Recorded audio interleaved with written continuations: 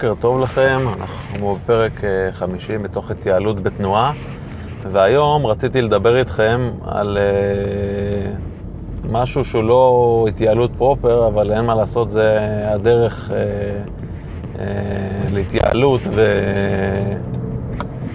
ולחשיבה ולצאת מהקופסה ולהשתפר. פשוט צריכים לעבור את הדבר הזה בדרך, ואני רוצה לדבר על תערוכות. עוד יומיים אני אהיה בתערוכה בגרמניה, אחת התערוכות הגדולות, שמציגות שם ציוד לתעשיית העץ והרהיטים. ואני הולך לתערוכות האלה כבר קרוב ל-20 שנה, לפחות כמה פעמים בשנה, אבל זה בעצם העבודה שלי, אני צריך להתעדכן ובאים לי לקוחות לתערוכות.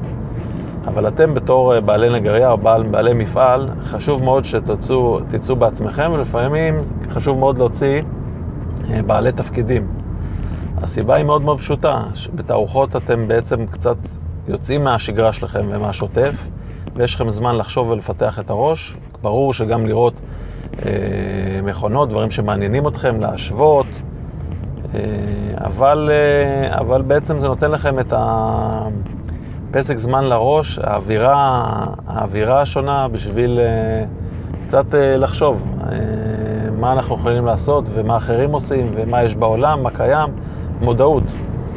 אני רוצה לתת לכם פעם דוגמה שנכנסתי למפעל די גדול וותיק, עשרות שנים, שהיה לו אפילו מהנדס מפעל, ודיברתי עם הבעלים של המפעל. הוא היה מתחום אחר, חדש, הוא היה פתוח, והוא שאל אותי מה אני חושב על המפעל שם, מה הייתי משפר, מה הייתי עושה, ודיברנו על מסור גשר באותו נקודה. מהנדס המפעל אמר כזה דבר, הוא אמר לי, מסור גשר זה מכונה פשוט לא מדויקת. עכשיו, הוא צודק, נכון לפני 25-30 שנה, מסורי גשר הם היו מכונות לא מדויקות. גם היום הדיוק של הגשר הוא לא אבסולוטי, יכול להיות סטיות וחוסר דיאגונל בחלקים גדולים, אבל עדיין זה מכונה מאוד מדויקת, בין 0.1 ל-0.2 מילימטר למטר דיוק. ברור שהיא מכונה הרבה יותר מדויקת ממסור שולחן, שאותו נגריה עבדה בו בזמנו. וזהו, זה היה התוצאה בעצם של מהנדס מפעל, תפקיד שהוא אמור להיות הטכנולוג של המפעל, שהוא פשוט לא היה מעודכן. וביקור בתערוכה פעם לא אומר כל שנה, או 3 פעמים בשנה, פעם בשנתיים, פעם ב4 שנים, אני חושב שהייתה פותרת שם כמה בעיות מאוד גדולות, כי הוא היה נחשף לטכנולוגיות עדכניות. מסור גשר לא מדויק, באמת היה כזה דבר, שבתחילת הימים של המסורי גשר לא היו מכונות מדויקות, אבל הבעיות האלה נפתרו ממזמן. אוקיי, אז אתם הולכים לתערוכה, ובמיוחד כשאני אומר תערוכה, אל תיקחו בתור דוגמה תערוכה שראיתם בישראל. כתערוכה שראיתם בישראל, מבחינתי זה מין כנס, זה אירוע, אבל זה לא, אתה לא רואה בתערוכה בישראל, לפחות לא בתחום שלנו, אתה לא רואה את החידושים, את כל החידושים ואת החידושים בענף, כי זו תערוכה מאוד קטנה ואין פה תקציבים. התערוכות בחו"ל הן גדולות פי 10 ופי 50 מאשר התערוכה בישראל, ובאמת אם יש דגם חדש לאיזושהי חברה, זה מציגה אותו שם, ולא מציגים מה שיש לך פה במחסן, או מה שאתה מוכר הכי טוב, או מה שהאינטרס של החברה הישראלית המקומית.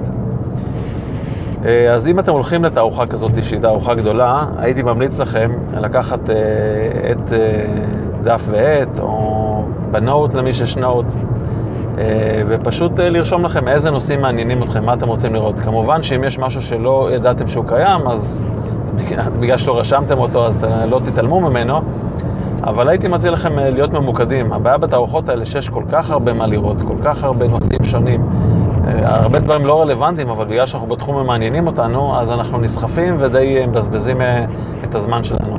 אז אם באמת אתם צריכים לקנות משהו, אז תתמקדו בו. אם זה תערוכה רק בשביל לפתוח את הראש, אז כמובן שאין מה לרשום. זהו, דבר שני, אם אתם באמת רוצים לקנות איזה ציוד, והלכתם ובדקתם, זה מקום מאוד מאוד טוב לבדוק. אתם יכולים ללכת, יש לכם הרבה זמן פנוי, זה לא שוטף כמו שאמרתי, ואתם יכולים ללכת מחברה אחת לשנייה, לעשות פינג פונג ולראות כל אחד מה אומר על השני, ובעצם מה הכי מתאים לעסק שלכם. הייתי ממליץ לכם לקחת את כל הנתונים, לאסוף את כל הנתונים, לרשום את כל מה שאומרים לכם, ואת החושבים לעשות בארץ. הרבה פעמים אנשים באים לתערוכה, ויש שם ואווירה טובה, ונותנים לכם לשתות ולאכול, וכולם שמחים, ואומרים לך, עוד 10,000 יורו זה לא הרבה כסף, עוד 50,000 יורו תוסיף, ובסוף המציאות קשה מכל דמיון, אנחנו מגיעים לארץ ולא מצליחים לגייס את המימון. אז הייתי ממליץ לכם לאסוף את כל הנתונים בשביל לעשות את ההחלטות המציאותיות בארץ, ולא באווירה של הקרנבל שיש בתערוכות. בכל מקרה, אני מקווה לראות אתכם בתערוכות בארץ ובחול, ואם אתם רוצים לשאול משהו או שנעזור לכם למצוא את התערוכה שמתאימה לכם, עזרה בטיסה, במלונות, נשמח לעזור לכם תמיד. שיהיה לכם אחלה יום ושתהיה לנו תערוכה מוצלחת.